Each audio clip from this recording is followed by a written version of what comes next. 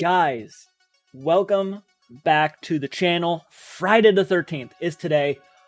So, it's almost like a holy day for me, My love for the franchise started out at the age of 4 when my older sister, it was around Halloween time, snuck on the franchise like a marathon. I think it was on AMC, I can't really remember, but it was running on some sort of program, and we pretty much jumped on in as Friday the 13th Part 2 was ending and Friday the 13th Part 3 was beginning. Kimmel and Tracy Savage star in Friday the 13th Part 3.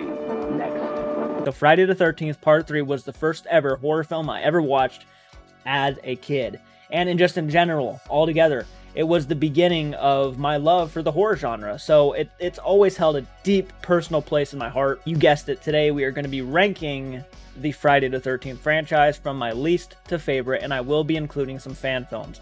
Fan films I have seen. I haven't seen every fan film for Friday the 13th, so I'm only going to count the ones I have seen. This list could change at any time, whether we get a new Friday the 13th film in the future or a new fan film comes out and I'm like, hey, I'll throw that in there. The only Friday the 13th films we've gotten are just fan films in recent years. So like the last literal Friday the 13th movie to be dropped in theaters was in 2009. So yeah, we just haven't had that many come out. But we've had some really good fan films. My last place, number 16, which is going to go to Jason Takes Manhattan.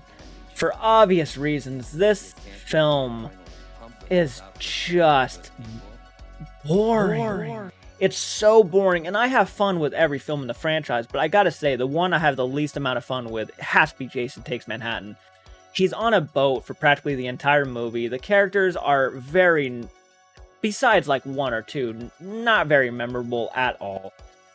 Some cool kills here and there, nothing mind-blowing, but it's just one of those films that very forgettable when it comes to Friday the 13th. Just pretty forgettable, and that's why it ranks so low, unfortunately. I really wanted to love this movie, and at first I did. Fun fact, at first I really did love this film, but the more I watch it, the least watchable it gets. I have no interest to go back and check out Jason Takes Manhattan. Besides that one kill in the movie, it's, again, very forgettable. I mean, you get, the punching the head off, take your best shot, motherfucker, and then just completely just boom, his head flies straight off into a dumpster. That is the best part of the movie.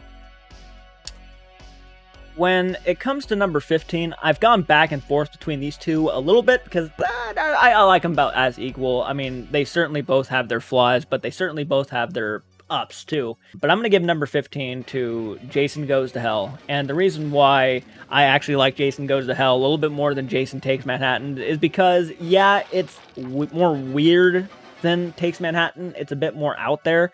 However, I wasn't as bored watching it. I thought it was just batshit crazy, and that's why I had so much fun watching it. I mean, literally, this movie takes an Evil Dead type of route. It just starts getting more supernatural, more crazy, more how do I say it, cheesy, I guess? I don't know what the words I want to use to describe this movie are. It's almost a movie you kind of have to watch to believe. I mean, literally, Jason is just a little baby demon that just fucking transfers itself to body, and, like, what was that fucking scene?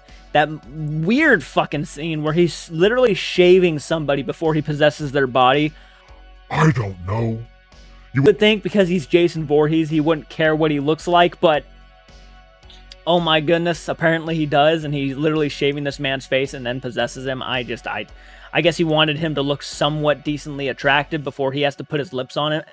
I don't know. It was a weird movie. It had the Duke, which was kind of cool. He was a fun part of it, but this movie, yes, it's just out there. It's entertaining, though. I'll give it that. It's entertaining. Number 14 is going to go to Jason X. Jason X, besides the fact, it's not really as weird as the other two on this, below this, but it's a weird movie. It's Jason Goes to Space.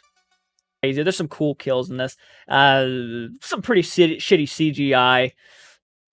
It's a weird one, but overall, I mean, how can you not just be entertained by it? It's such an entertaining film. It's a fun, good popcorn film. There you go, a good, fun popcorn film. But finally, I can say that. It's a good, fun popcorn film.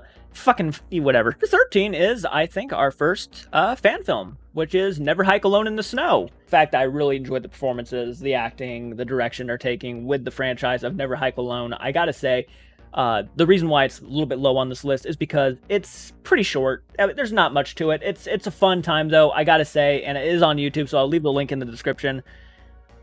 That Blu-ray just fell behind me, and it kind of scared me. I'm on number 13, so you know what? That's kind of cool. I mean, you know, the first fan film is on the number 13 in this ranking. So yeah, anyways, let's go ahead and jump on into number 12.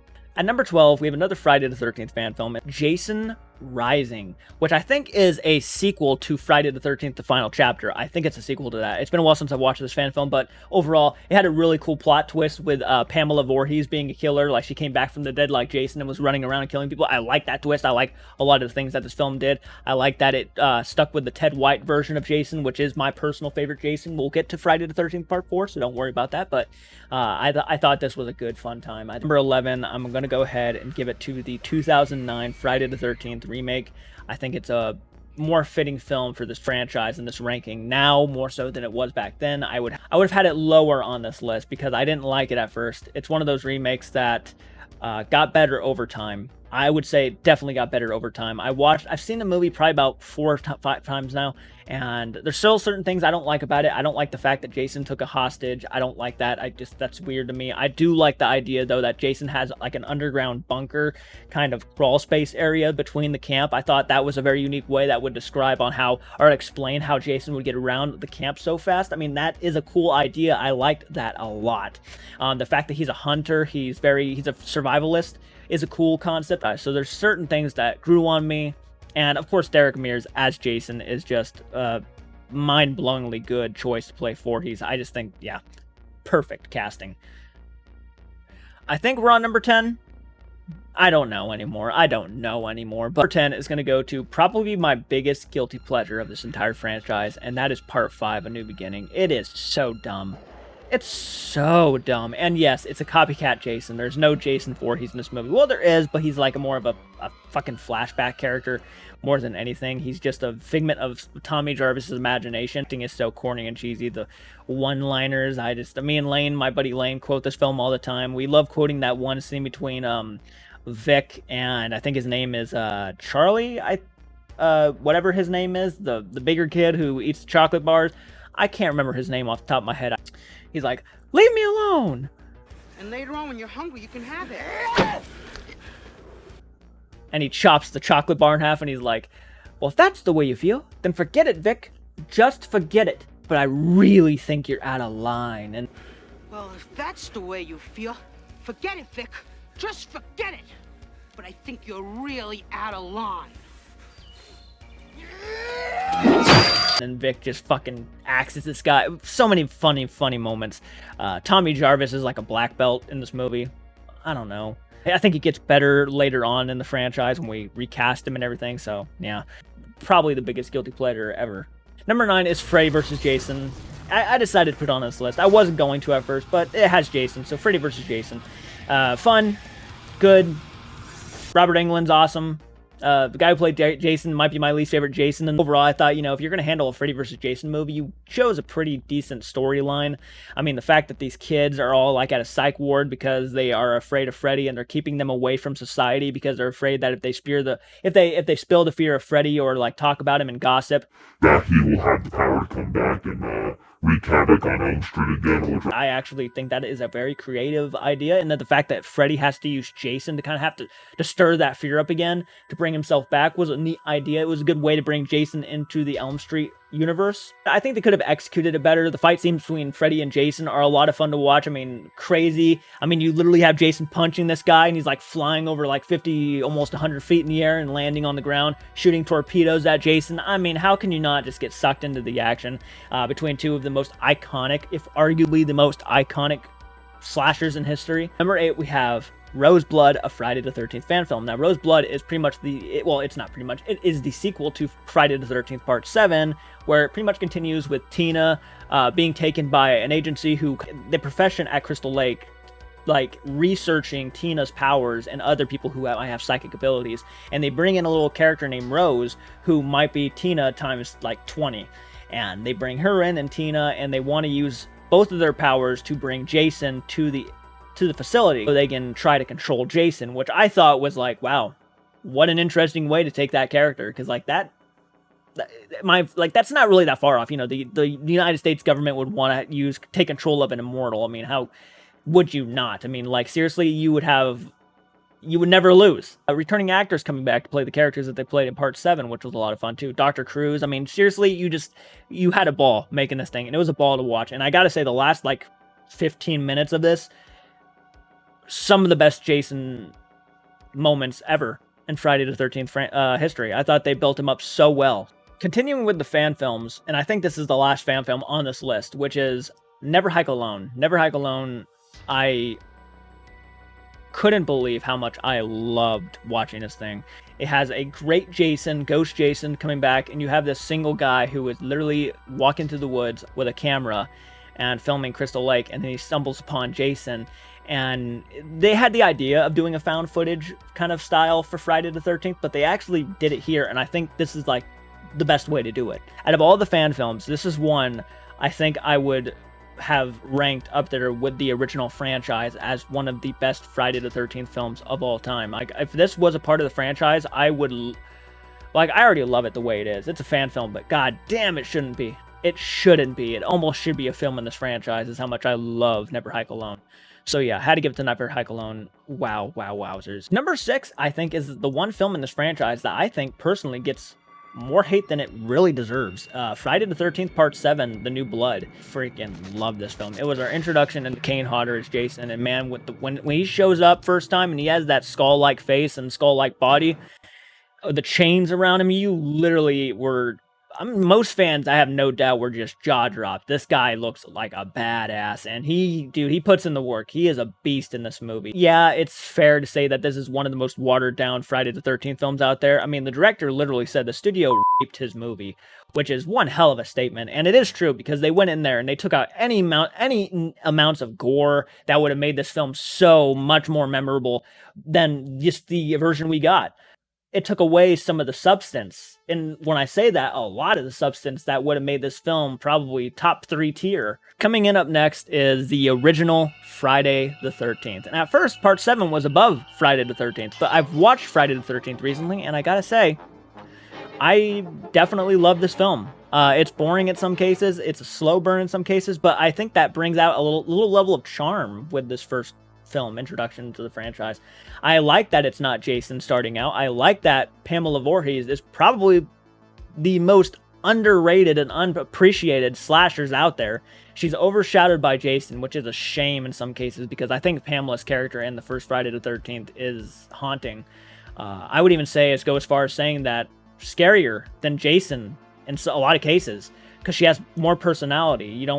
You get to kind of understand her. You see into her psyche a little bit when she's like mimicking or like channeling Jason throughout her.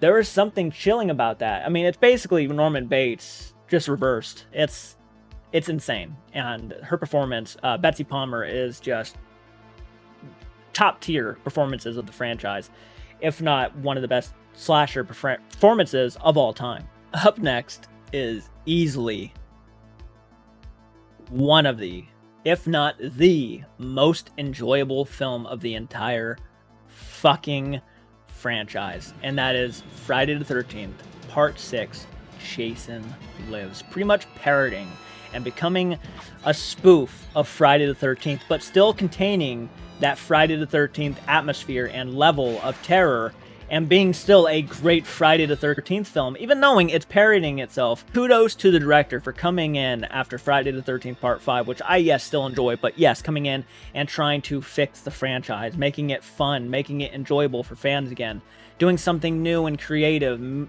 giving us a pretty memorable Jason, and giving us a very memorable Tommy Jarvis, who, yes, in most cases is still the best Tommy Jarvis out there. And I agree with them. A fun time. It's such a fun time, and I can't help but laugh, enjoy the craziness of the film. The kills are a lot of fun. I literally, I could go on for hours talking about every film in this franchise, but I shouldn't, because it's all already been said. Especially if you're a Friday the 13th fan, you've looked up these kind of videos, you've heard people's opinions. I don't need to say anything else. This is a fun, good time, and one of the best popcorn films I've ever watched. Now, giving it to pure nostalgia, giving it to arguably one, if not the best Jason performances of all time, and may the actor rest in peace, Richard Brooker, it's Friday the 13th Part 3. This was the first horror film I've ever seen in my entire life, And Richard Brooker terrified me as this character. The one scene at the end of the movie where Richard Brooker is looking out the window, kind of giving that little glare and snarl at this girl who is like literally traumatized, and then running down the stairs, running out the back door and charging after her on a boat, and then it was just all in her head because she was that traumatized by Jason to begin with. This guy is just hulking and terrifying as Jason. And not only that, but it was the introduction into his iconic hockey mask. So many beautiful moments and so many iconic moments in this film. However, it is weird. It is a weird movie. I mean, we literally have a moment where we're listening to a man take a shit on a toilet. The 3D is fine. It's just whatever. They do it because, you know, we have to show it's 3D. So like you'll see like a yo-yo go out in front of your face, or like they're juggling fucking apples or whatever. They're juggling shit, and you can see him like coming up through the screen. It's stuff. It's fine. It's whatever. But and it has arguably one of the most annoying characters of all time, which comes in Shelley. Even knowing I think that was.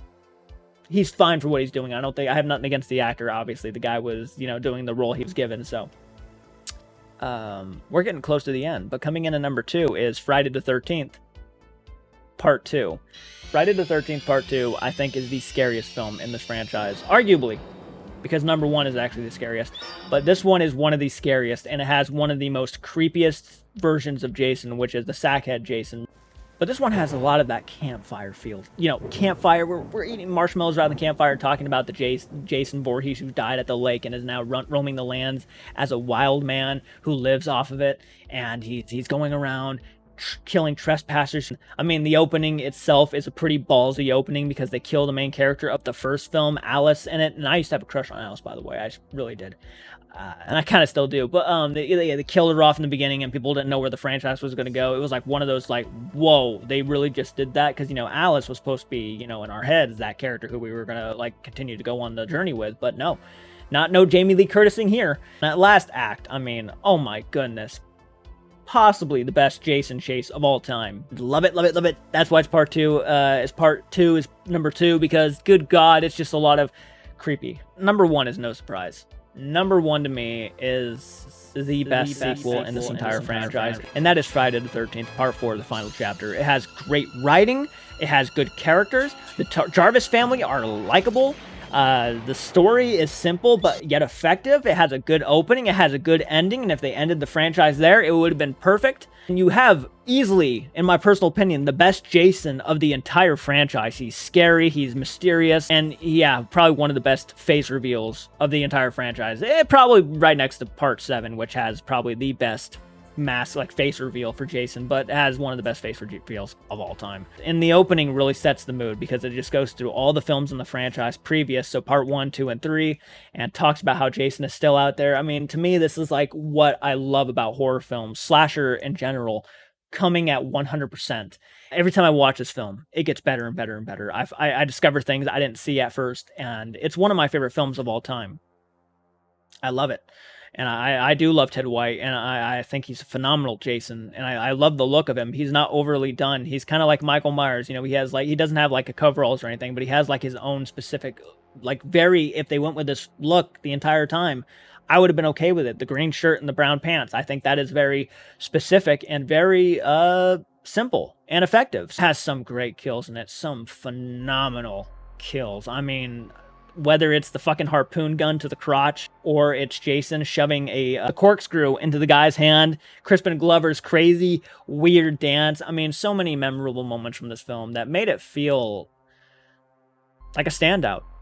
So how would you guys rank the Friday the 13th films? Comment your list down below. I know I didn't go into specific details on why they are ranked this way, but sometimes you can't explain why they are ranked this way. You just feel that is the ranking you should go with. So let me know down below, how would you rank the franchise? Let me know. You don't have to include the fan films. I did that because I really been enjoying the fan films lately. So comment down below. Have a great and spooky Friday the 13th, and I'll check you guys out in the next video. Keep it retro and take care. The horror. But this is the one you've been screaming for. Friday the 13th, the final chapter. Jason is back. But now, Jason's reign of terror is over. Holy shit, Michael. We made it to We Slaughtered Barbecue. The epitome and the purpose of our trip is to make it to this area. Oh yes. Food and cattle. Yep. I just noticed, is that a cemetery way over there, or are those cattle? No, I think that is a small cemetery. Holy shit, that's kind of cool and creepy. That thing is massive, but there's not just that one. There are spiders literally There's everywhere. one there. There's one there. There's one over there. And then there's this one here. Dude, they're everywhere on the They're all property. huge. It's Oh, cool. there's one there.